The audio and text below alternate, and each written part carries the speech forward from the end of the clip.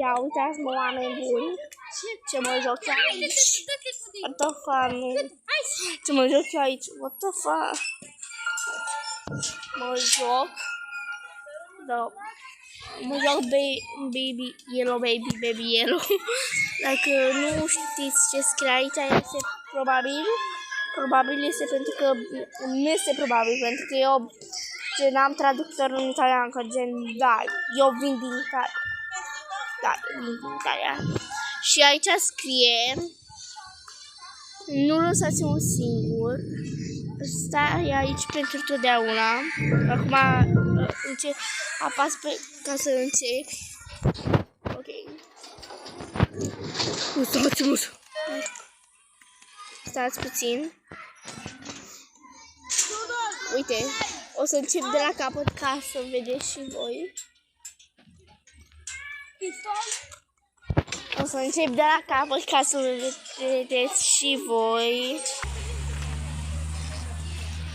Uitați aici, mă, oameni buni.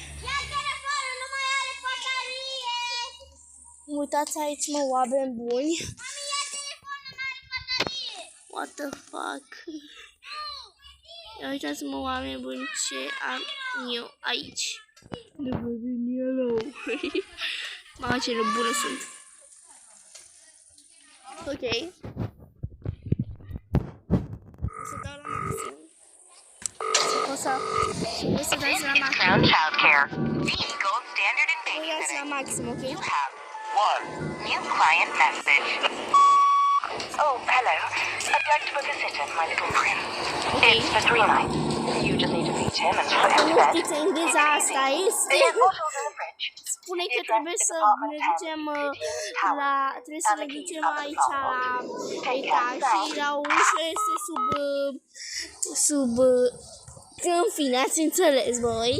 Sub ceva este ok, deci ați înțeles. Ok, deci uitați, sub ăsta.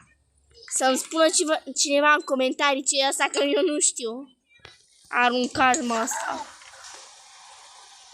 Ok. Deschide! Dacă întrebați de ce așa de multă gălăgie, sunt în Parna. Eu sunt Julei. The baby in yellow, what the fuck? Te soți pe bine?